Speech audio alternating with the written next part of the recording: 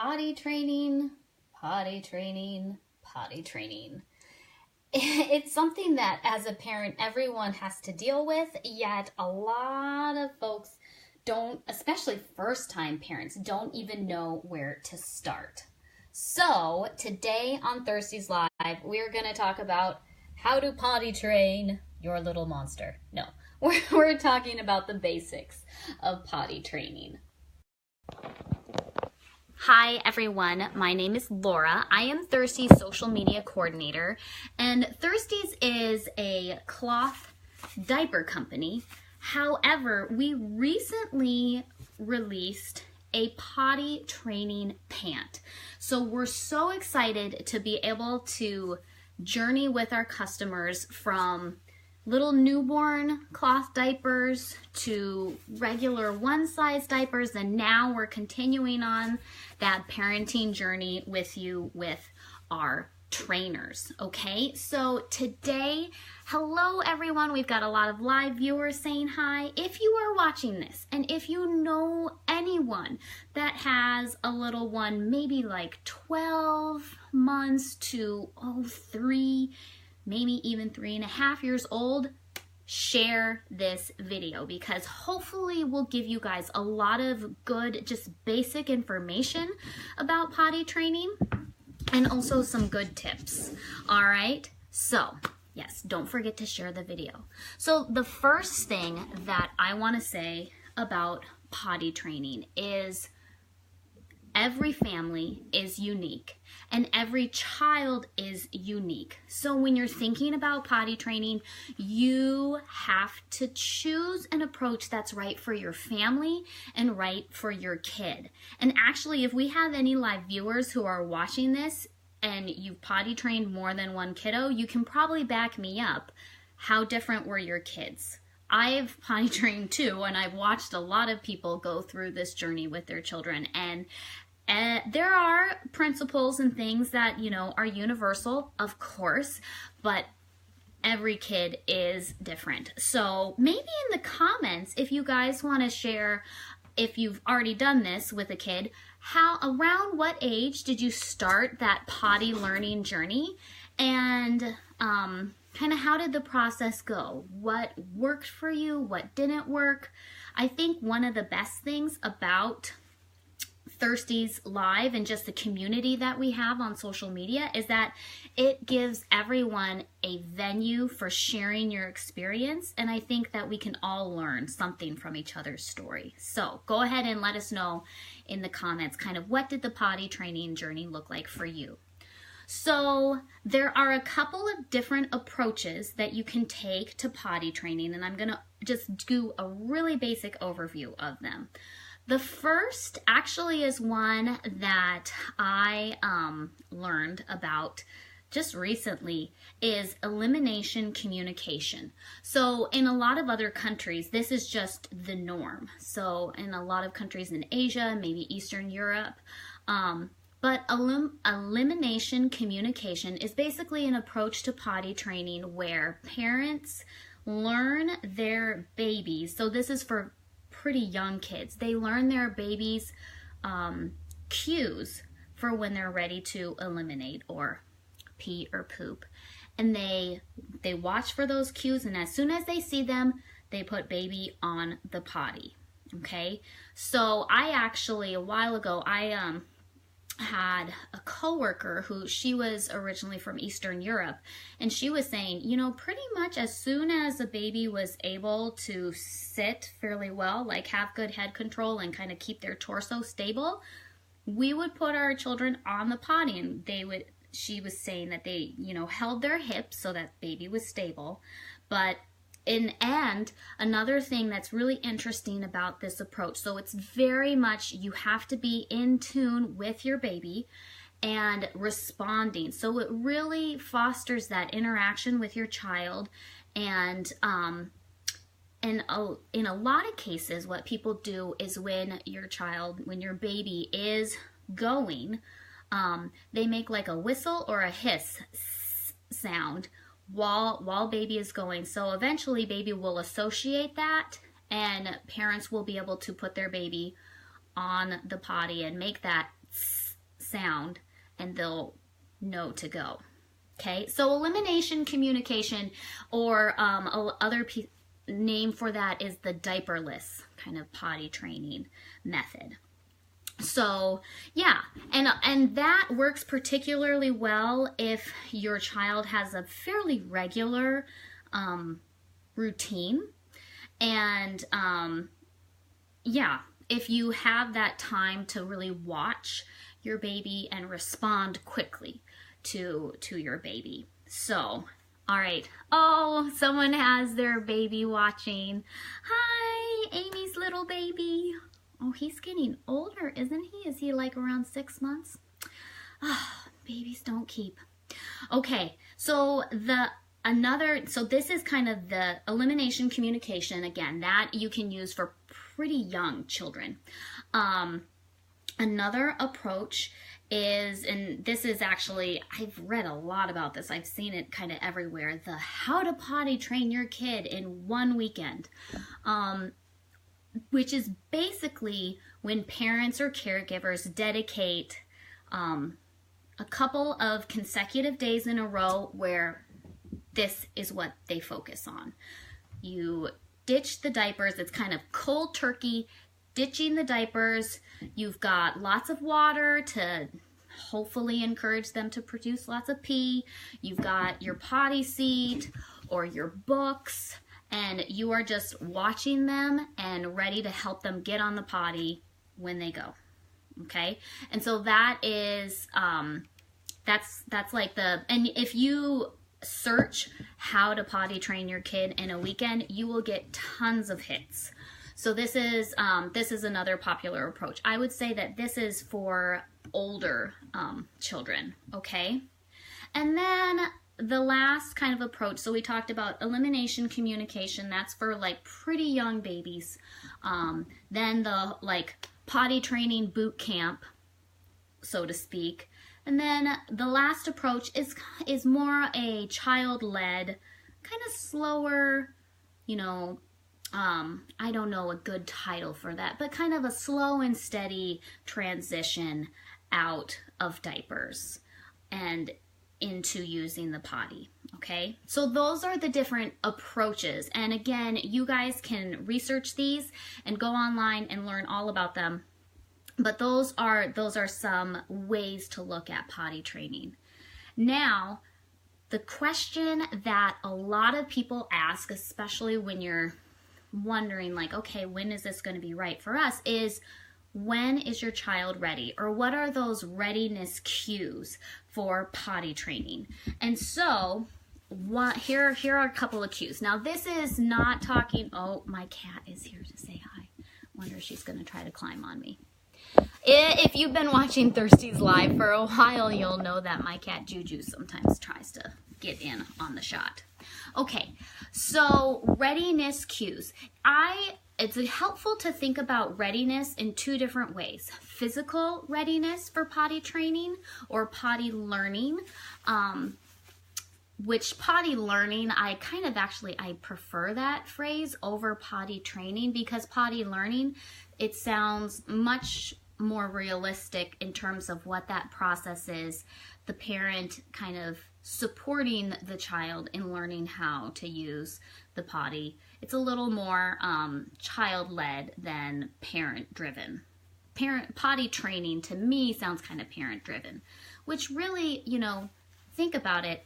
Our bodies are designed to not pee all over ourselves, right? That our biology is set up with that. And so as your baby grows, their system matures so that they're eventually getting themselves ready to do that, to regulate the release of bowel movements and urine, okay? So part of potty training too is like trusting your child's body and working with them on it. Okay, that's another soapbox of mine. But readiness cues. Okay, so your baby's in diapers. I've got a Thirsties diaper here. I like holding something pretty while I'm talking on these lives. So physical readiness cues, a couple of them are, first off, your baby will start to be able to hold their urine, hold their bowel movements for a longer period of time. You'll notice you're not changing their diaper as often as you needed to before. Or you'll check your baby's diaper. So when you're using a cloth diaper, we recommend that you are checking your baby and changing your baby about every 2 hours. As your baby starts to get ready for potty training, you might check their diaper at, the 2-hour mark and it's still dry. Okay, so showing control of their bowel movement and of their urination. And kind of the way that usually progresses is first, your child will be able to control during the night. They'll stop pooping at night. Okay, second, after that happens, babies often start to be able to control, or they're going poop less during the day. So bowel movement control at night, then bowel movement control during the day. And it might not even be conscious control. It's just, this is how the system typically matures. Then control of urination during the day. And then the last one, as terms of your body readiness, their body readiness, is control of urination at night. That's the last one. Okay, so as your kid is growing up, you'll watch them. And yes, this is a really good question. Lynette is asking, could flooding be a sign? So flooding, if you're not familiar with that term, so in the cloth diaper world, we talk about flooding because there are certain materials that are better at this stage of diapering. So what happens when a baby floods their diaper is that they are holding on to their urine and then releasing it all at once. That's what we call flooding the diaper. And yes, flooding is a sign that your baby's bladder is maturing. They're able to hold their urine and then release it all at once. I mean, that's biologically what we were made to do, not a slow trickle, right? But as they have bladder control and sphincter control, yes, flooding is definitely a sign of readiness, okay? So you'll notice that your child's their schedule, it changes, and there's a longer period of time between needing to change your baby's diaper, okay? So that's the first signs of kind of physical readiness. And also you'll notice that a lot of babies have a almost like a schedule, like there's just the pooping time, that it almost happens every day. This happens especially if your baby has a good regular diet. You'll notice almost a regular pattern of when they go. All right. Another thing to think about in terms of physical readiness is, and this is especially the case for if you're not doing elimination communication, you're going and your child is older, there's going to need to eventually be a little bit of independence in terms of them going to the bathroom. So physically, they need to be able to pull their pants and their underwear down and up.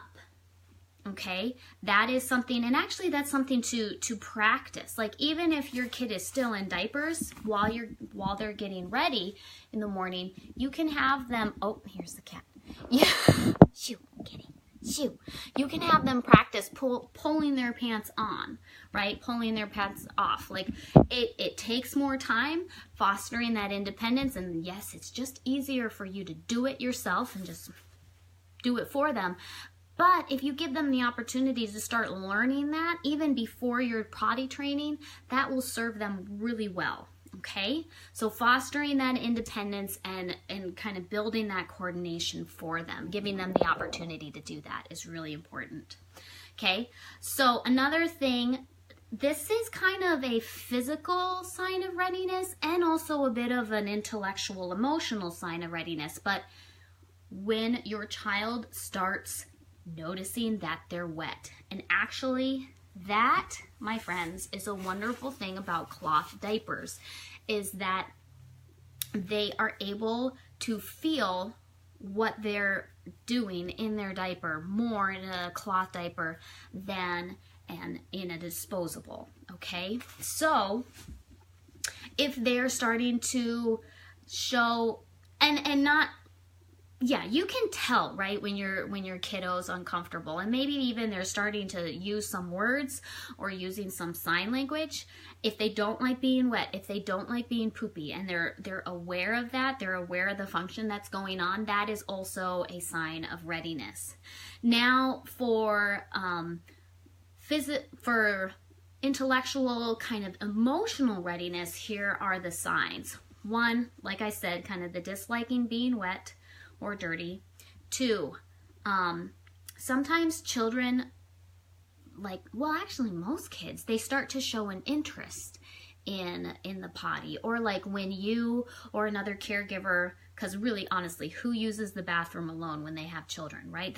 The kids are there, so why not use that as a learning opportunity? Show them what you're doing and why you're doing it. When they're really starting to pay attention to that and show an interest, you might even see them playing that out in their own little imagination games. Like my daughter, she actually was having her baby dolls use the potty. That is definitely a sign of readiness, and it's almost like a pre-readiness, because you should really hone in on that and be able to be ready to respond to their interest. Use those learning opportunities. Okay, another one is they can follow directions. So if you are gonna have your child, they need to be able to follow the direction. Pull down your pants, sit down, wait. Being able to follow simple directions will make the whole process a lot easier for you. And again, this is not the elimination communication approach. The elimination communication approach is very much a parent responding to the child's physical cues and doing it for them. And then just that repetition and literally that training, that gets them potty trained. With this approach, with a more child-led approach, you do need to have them, you're helping them do it. You're not doing it for them. And quite frankly, most of the time this happens, people start this approach somewhere around the age of 2 till, and then the top span is just very wide, right? But they need to be able to participate in this with you, okay? So being able to follow directions is key. Okay, another one is if they're telling you that they're wet or they're dirty, they're aware of what's going on. It's kind of like the whole disliking being wet or dirty. If they're saying poopy, they know what they did, and hopefully you can catch them on that and help get them to the potty before they've done it in their diaper. Okay, also, this is one that if they are really fighting the diaper changes and you've got some other readiness cues, this might be a win-win for both of those. Another thing too, there might be some subtle cues that you might not pick up on. Like, for example, if your child hides when they need to use the restroom, if they're gonna go in their diaper and they go and find a place. Like my niece, she had a little secret pooping corner, and she'd go and, that is, she's aware of what's happening, and also she's wanting that privacy as well, okay? So work with that, yeah. So also some of the cues might not be right in, in your face. Hannah, a live viewer, Hannah, is saying, yep, her daughter does that. Yeah. Okay. So those are the readiness signs. So we've talked about approaches to potty training. We've talked about physical readiness and emotional readiness. There are probably more cues for readiness, but those are some of the real basic ones. The last thing I'm going to share with you are some tips. Oh, Eva is saying her son would hide in the closet. Oh, yeah. They grow up and they want their own little space and their own little privacy, right? So here are some tips for you. And again, I could probably do a whole separate Thirsties Live on each little subtopic I've done today. So this is just the basics. This is just an overview. And hopefully this is helpful for you guys. All right, tip number 1, I've already said it, is hone in on that pre-potty training stage. Start and make it a positive thing. If your kiddo is with you while you're using the toilet, explain to them what you're doing. You know, you can make a little song about it, whatever. If you have maybe some older friends, and you can talk about, oh, look, so-and-so is leaving to go use the potty, because eventually everyone goes in the potty, right?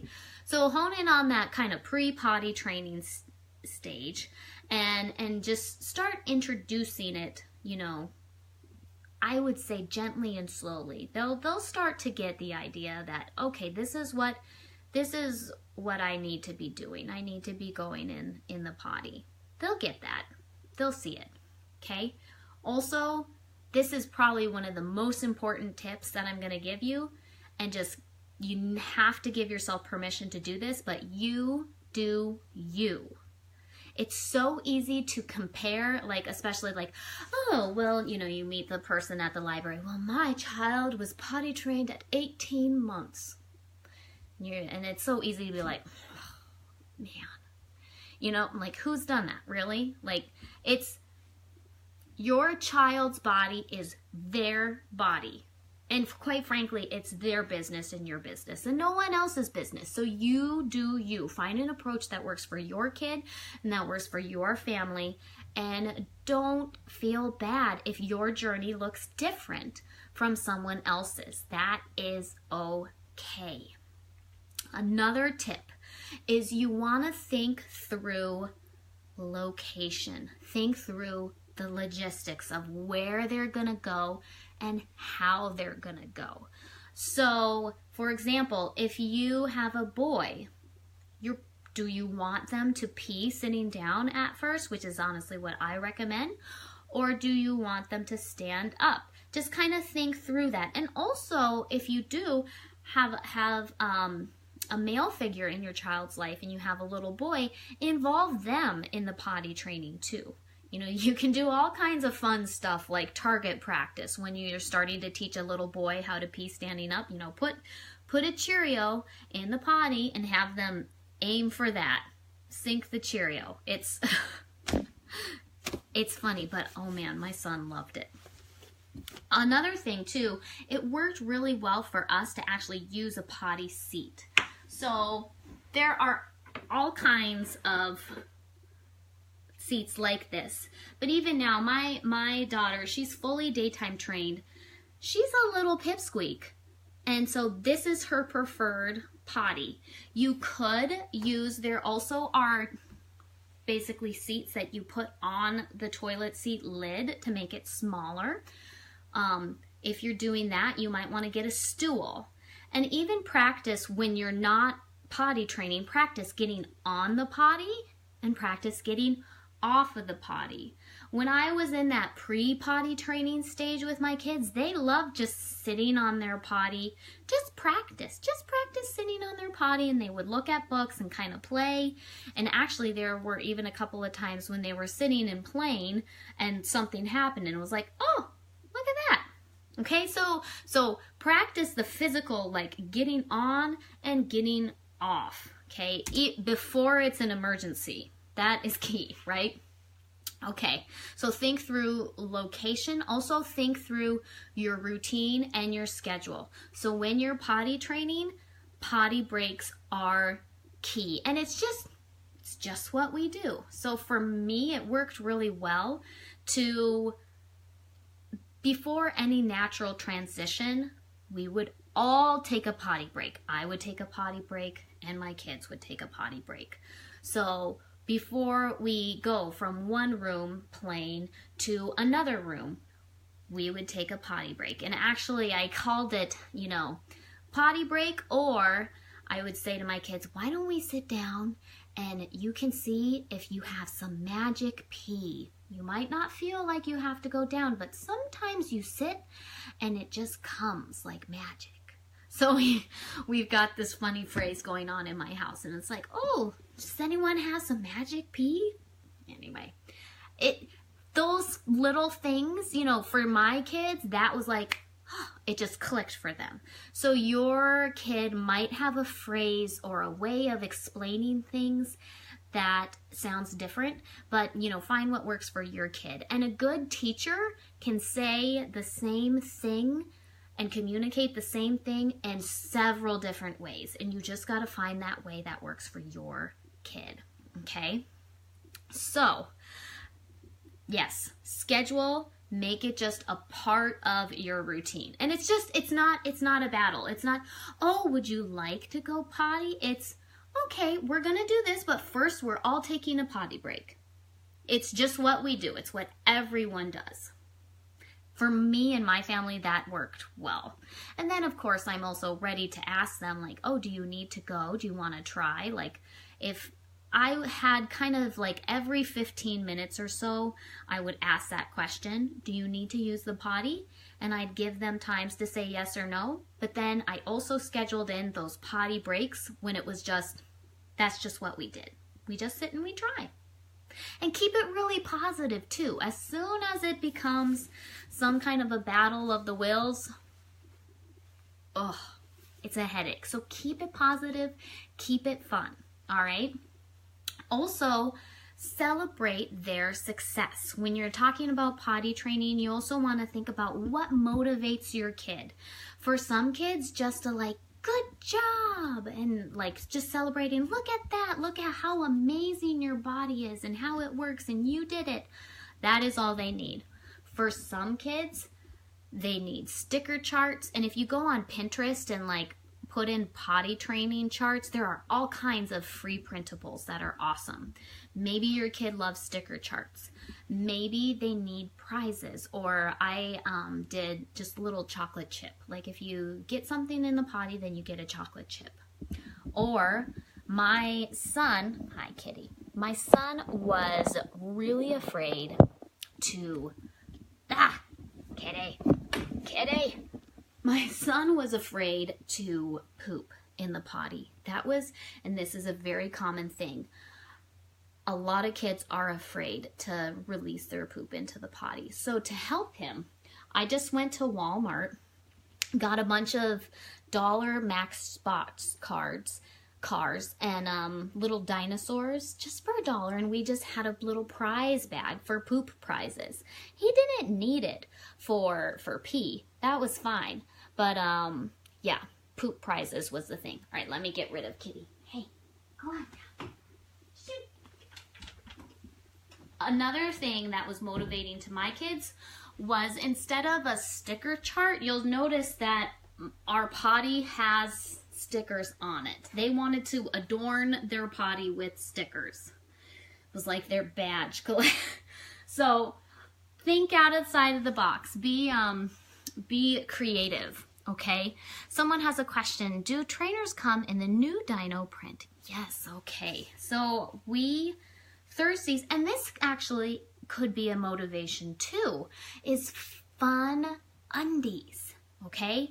One thing that a lot of people recommend is to, no matter what your approach is, be consistent. So when they are out of diapers, or maybe like during the day they're out of diapers, don't go back to a pull-up or a diaper. Stick with something that is a consistent feel. So our trainers are organic cotton. They feel and look like underwear, okay? On the inside, you'll notice this stitching here, and all in the wetness zone there is some waterproofing material here, and then there's extra layers of absorbency. So there are 4 layers of organic cotton, and these are meant to catch small potty training accidents. They are not equal to a diaper. They won't give you the same protection as a diaper, of course, but they'll definitely help catch those smaller accidents. And our trainers come in 3 different prints. There's this one. This is Duck Duck Moo, which is really cute. Nice kind of gender neutral one. Then we have Classic Jurassic. You see that? And then Unicorn Topia. So those are the trainer prints that we have. And they come in 4 different sizes, all the way from small,